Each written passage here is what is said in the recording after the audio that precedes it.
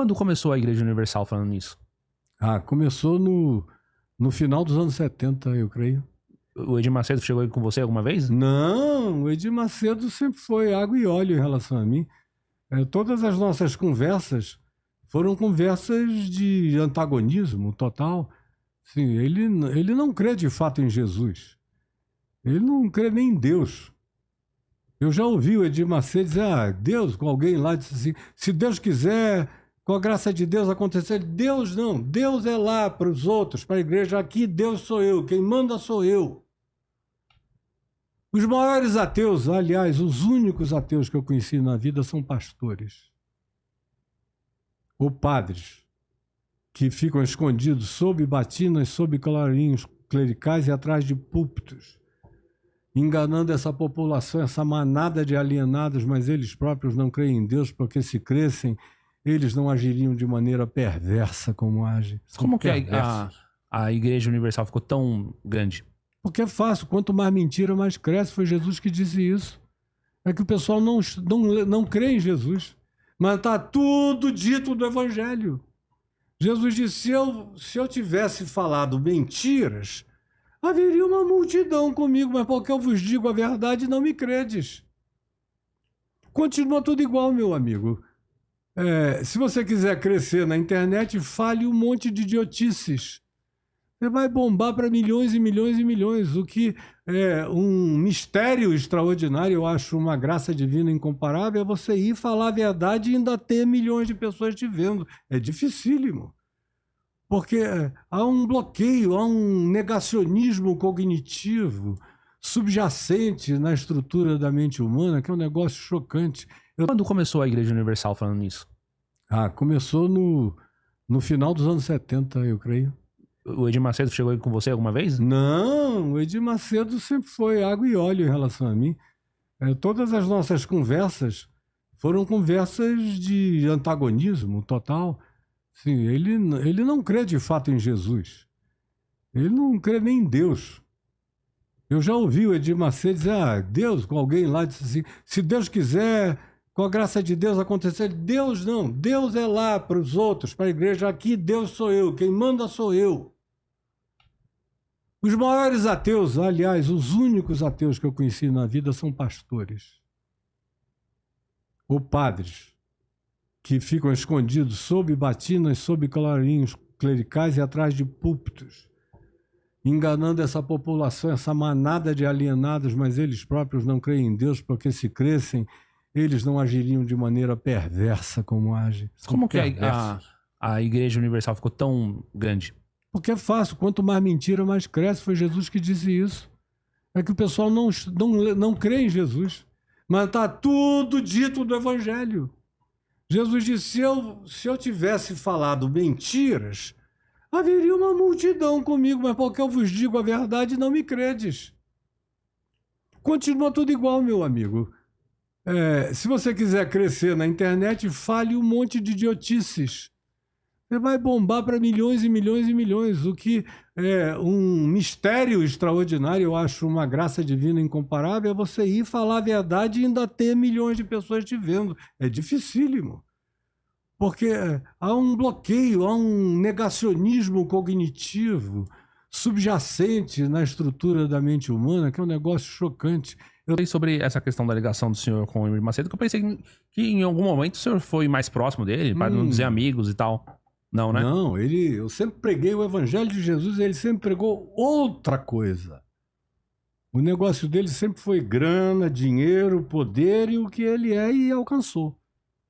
Então, entre nós, as nossas conversas, e houve algumas, eu ajudei inclusive a tirá-lo da prisão quando ele foi preso. Por que ele foi preso mesmo?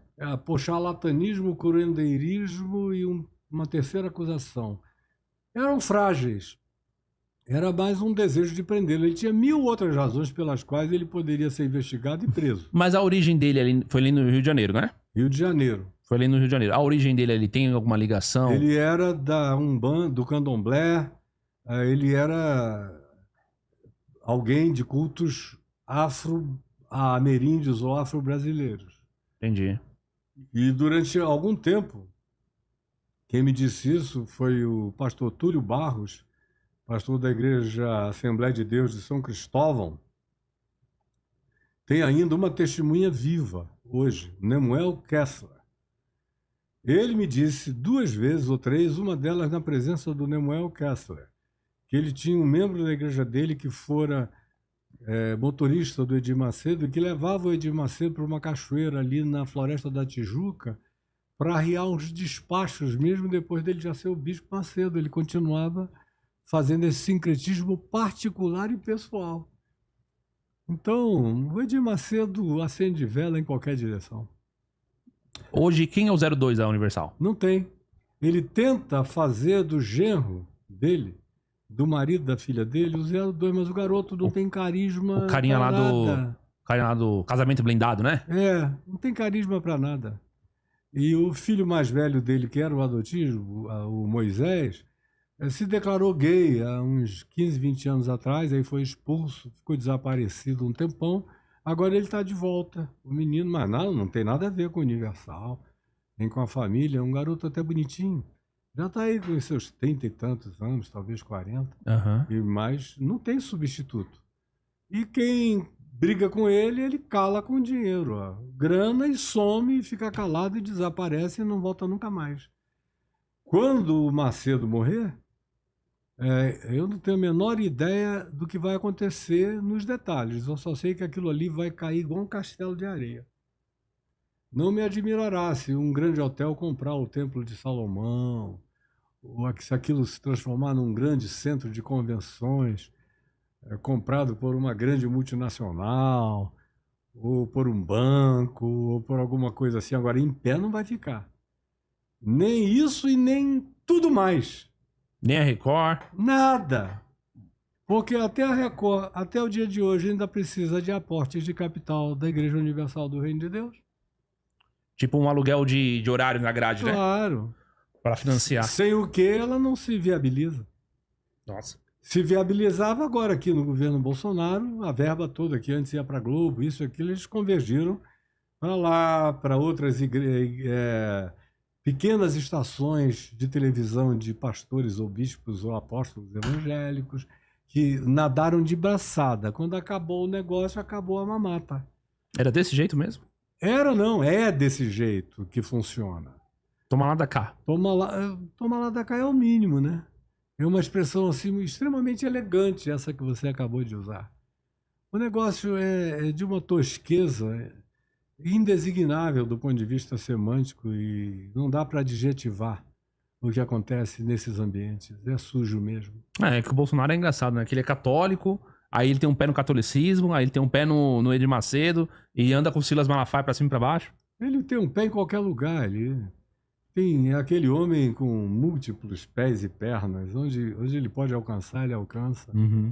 E se não fosse a mulher dele, ele não teria nem feito essa ponte para dentro dos evangélicos, né? Foi a Michele que acabou fazendo essa ponte para ele. Do contrário, ele não teria ido tão longe nesse meio, nesse ambiente. Mas ele conseguiu, através do interesse dos pastores no que dá certo, e dava certo em grande quantidade, através desse interesse, ele conseguiu entrar nas igrejas e fanatizar 95% dos evangélicos, que consideraram o cara o seu próprio Messias, numa idolatria de uma perversidade indesignável, horrorosa, nojenta mesmo. Eu nunca vi nada, nunca imaginei, sabendo de tudo que eu sei, que os evangélicos iriam chegar naquele nível. Mas teve um tempo que os evangélicos estavam fechados com o Lula, não estavam? Lá no primeiro mandato dele? Quando alguém chega no poder, não chegaram a fechar tanto com o Lula, não. Como fecharam com o Bolsonaro, nunca houve nada igual. Apenas, mais ou menos, os evangélicos com o Trump nos Estados Unidos, mas não chegou no mesmo nível. Aqui é pior, então. Muito pior. Entendi. Nos Estados Unidos, talvez 80% tenha fechado com o Trump, mas uns 20% disseram não. Aqui, meu Deus, quase 95% fechou com ele. Porque aqui a ignorância é muito maior, o atraso não tem tamanho. Entendi. Quanto mais atrasado for o país, mais fácil de acontecer isso se torna. O que o senhor acha do Nicolas Ferreira? É um ser patético e abjeto. Pô, mas aí você também não gosta de ninguém. Não é que eu não gosto, o cara só fala idiotice. é um homofóbico, é um ser preconceituoso, é completamente fechado para tudo aquilo que Jesus mandou você se abrir. Então não tem nada a ver com a pessoinha dele. Não tem nada a ver, tem a ver com as pautas que ele defende. As pautas que ele defende, para mim, são anticristo. E o modo como ele as defende são anti-evangelho, são anti-Jesus. Ele só é um ser religioso dos evangélicos que diz tudo o que agrada aos evangélicos ouvir. Mas o Nicolas lançou um livro no final do ano passado, até na Bienal, e era um livro, se eu não me engano, sobre família, né? Que agora ele vai ser pai, inclusive, de novo e tal. Era um monte de gente, assim. Ele movimenta muita gente da juventude cristã. E daí? É normal.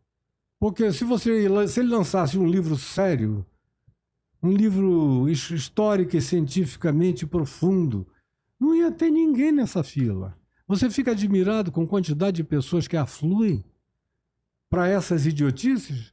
É a idiotice que faz essa multidão afluir.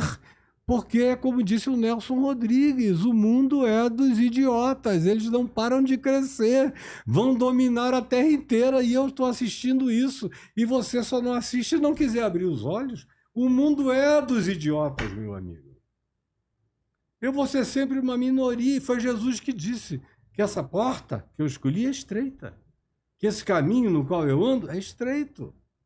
Quanto mais você anunciar aquilo que agrada a irreflexão desses seres amébicos, atrasados, com recursos mentais menores do que protozoários teriam, mais gente virá. E ele é um ser desse agrado. É igual, por exemplo, o Malafaia. O que o Malafaia diz coisa com coisa? O senhor chegou a ter alguma proximidade com o Malafaia? Claro, com o Malafaia sim. O Malafaia eu conheço desde que ele tinha 18 anos de idade. O Malafaia... Lá do Rio de Janeiro também? Do Rio também. O Malafaia, eu já falei demais do Malafaia. Eu não falo mais do Malafaia. Eu tenho muito carinho pela esposa dele. Eu vi que ela estava sofrendo muito, que ela me queria muito bem. Ela sempre me respeitou demais. Chegou uma hora que eu falei, não, eu já disse acerca dele tudo o que eu acho que deveria ter dito. Agora eu não falo mais a respeito. Não quero mesmo. E ele fala de si próprio. O fruto que ele dá diz quem ele é. Eu não preciso ficar apontando para o fruto de ninguém. Jesus disse, pelos seus frutos os conhecereis. Os conhecereis. E aí você está me entendendo errado quando diz, mas o senhor também não gosta de ninguém? De quem que o senhor gosta? Não, eu amo todo mundo. Eu comecei dizendo o quê? Aqui, você lembra do início da conversa? Lembro. Que amar não é gostar. Se o Nicolas precisar de mim, eu vou até o talo para ajudá-lo como ser humano. Com amor. Para socorrer a ele, a esposa dele, ao filho dele. Se um dia ele bater na minha porta dizendo eu estou ferrado, me ajuda pelo amor de Deus e eu puder ajudá-lo, eu o ajudarei. Agora, eu gosto dele? Não, eu não gosto do que ele fala, do que ele advoga, do que ele propugna, do que ele anuncia, de como ele faz isso, de nada daquilo ali. Aborreço aquilo ali. Agora, amar não é gostar. Jesus disse, eu vou terminar aqui, que eu já falei demais, como eu comecei. Jesus disse, amai os vossos inimigos e orai pelos que vos perseguem. Ele nem me perseguir, me persegue. Então, amar, no sentido ágape, do amor divino, do amor sublime, do amor que socorre, do amor que estende a mão, do amor que não nega fazer o bem a alguém que venha precisar, é o amor que ele tem de mim sempre terá ele e todos os demais. Se o Macedo um dia me ligasse, Caio, eu estou morrendo numa angústia miserável porque eu tenho medo de ir para o inferno, porque eu fiz muitos males nesse mundo. Eu conheço alguns deles. Não imagino nem os outros tantos que só ele eventualmente saiba. Eu preciso da tua ajuda porque eu sei que você é um homem de Deus, você podia vir para cá? Eu iria para a cabeceira dele, tanto quanto eu já fui para um monte de gente ruim e que fez mal a muitos, usando a religião para destruir muita gente. Mas o cara está ali, angustiado, arrependido, desesperado, sem socorro. Aí você me pergunta se eu sou pastor? Ser pastor é isso, meu filho. É não se negar a chegar e a ouvir e a acolher. E para mim esses são os seres mais perdidos que eu conheço. São os que mais precisariam de ajuda. Agora, eu amo a história da vida deles, o que eles fazem, como fazem, o que defendem, o que propugnam. Claro que não. É anticristo, é anti-Jesus, é anti-evangelho. Agora, se o Silas um dia chegasse para mim, ele já esteve muito próximo a mim, assim, de ir para os meus eventos, de ir para os meus congressos, quando ele era mais jovem. Ele dizia que nascia um cara como eu, de 200 em 200 anos. Ele falou isso em muitos lugares publicamente. Pois bem, se agora mesmo, com seus 66 anos, eu acho, eu sou mais velho do que ele, por alguma razão de infelicidade brutal, me ligasse e dissesse: eu sou o mais infeliz dos homens, me ajuda, por favor, eu estaria lá do lado dele. Eu não ia fazer propaganda disso. Eu entendi perfeitamente. O senhor também não ficou bravo também com o que eu falei, não, né? Não, eu só estou querendo que você entenda o que eu estou dizendo. Eu entendi. E o povo que está nos assistindo entenda também. Eu quero que o senhor me fale uma coisa. Quem que o senhor hoje, então, assim, gosta, quem que o senhor admira, que o senhor pode falar assim, ó, tal pessoa aqui é uma pessoa que eu tenho respeito pela história. Você está falando do meio evangélico? Meio evangélico. A maioria deles não são conhecidos. Não estão na grande mídia. Mas tem um perfil no Instagram, dá pra pessoa achar o canal no YouTube. Carlinhos Queiroz. Carlinhos Queiroz. Meu amigo há 50 anos, é um homem de Deus. Eu já era amigo do pai dele. É um santo homem de Deus, maravilhoso. Tem alguns outros que são pessoas queridas, que eu sei que tentam viver até onde alcançam. O Carlinhos é um dos mais evoluídos nisso tudo. Uhum. Mas, por exemplo, hoje eu tomei café de manhã com Carlos Bregantin, que é mentor do Caminho da Graça, da minha igreja, do Caminho da Graça, aqui em São Paulo, que é um homem de Deus. Aí eu podia sair citando vários outros, mas eles não são conhecidos, como o Levi Araújo, que é um homem que sempre escolhe as pautas certas do Evangelho, e é pastor. Vamos fazer esse pessoal ficar conhecido. Rapaz, não é tão fácil assim. Não precisa ser também... falar vai ficar conhecido... Não é tão fácil assim. No Brasil inteiro, mas um pouquinho que a gente fizer hoje... Tem algumas coisas que não dependem só do indivíduo ser bom ou não ser bom, de você divulgar ou não divulgar. Tem a ver, pro bem e pro mal, tem a ver com carisma. Certo. Carisma para o bem e carisma para o mal. Um dos grandes problemas evangélicos é que sobra carisma nas lideranças evangélicas, mas falta completamente caráter. E carisma sem caráter só gera catástrofe. Entendi. É por isso que a gente tem gente conhecida para todo lado. São pessoas que falam com carisma, isso, aquilo, vão, dançam, rodam o microfone, sapateiam, chamam atenção e são intrépidos e ousados. Tem carisma de comunicação. São verdadeiros animadores de auditório do ponto de vista da comunicação populista. Mas falta-lhes caráter. Por isso, o fruto da vida deles é catastrófico. Uma coisa que eu ia te perguntar. Como você vê essa proximidade de certos líderes religiosos com a figura do coach, ou uma mistura dos dois, ou o coach que é mais patético. Líder religioso. Acho tem muito disso, né? Cara, coach de prosperidade, de dinheiro, de prosperidade, de mentalidade, então. Olha, eu só não dou uma surra em todos eles, porque eu me converti aos 18 anos de idade para valer, porque eu não sei se você sabia que você batia em todo mundo. Eu cresci com os Gracie. Então, com os Gracie? Com os Gracie.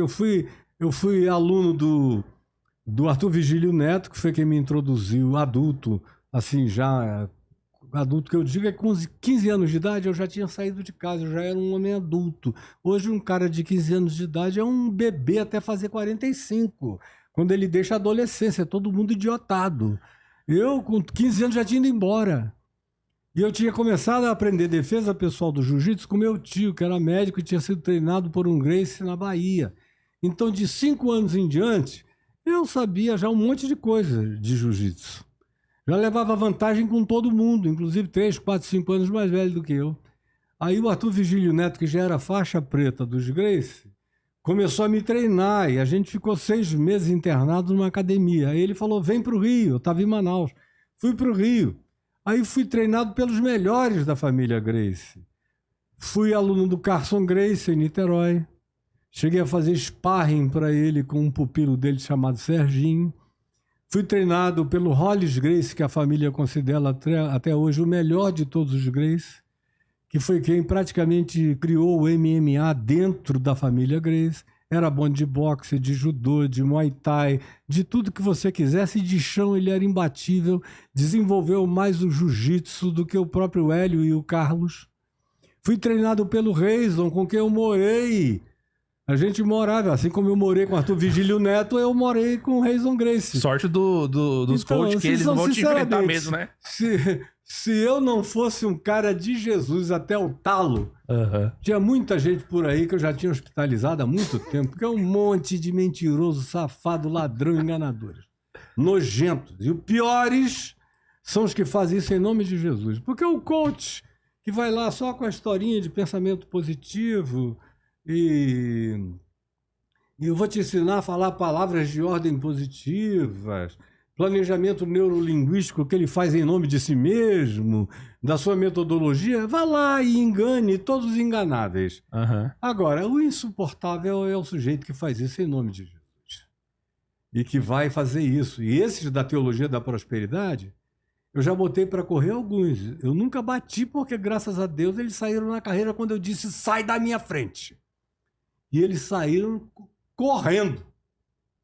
Correndo.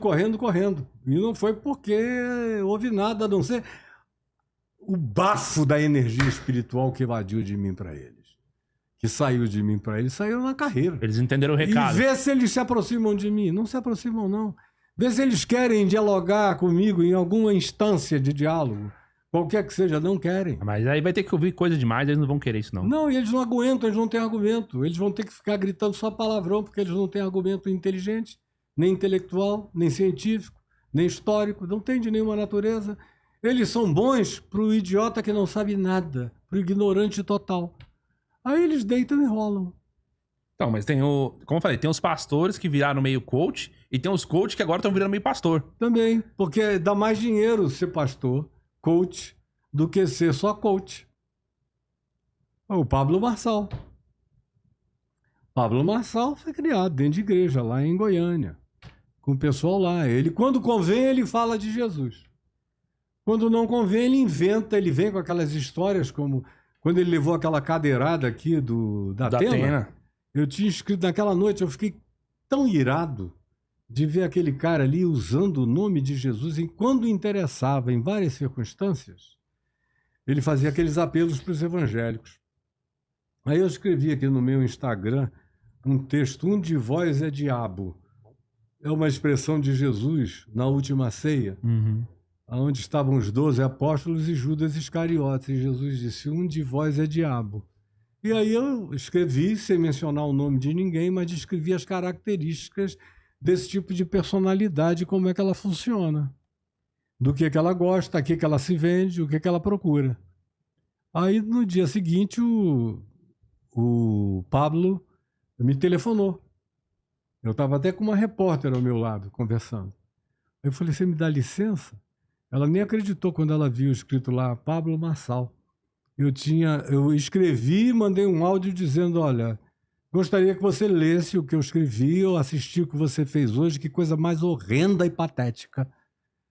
Aí ele me ligou no dia seguinte e tudo que eu estou te dizendo aqui, de maneira gravosamente mais enfática, eu disse diretamente a ele. Falei, o que me dá nojo, rapaz, é você fazer isso em nome de Jesus. E você dizer que é uma estratégia de marketing, que você sabe que Jesus não agiria assim, mas que é uma estratégia de marketing para trazer as pessoas para você.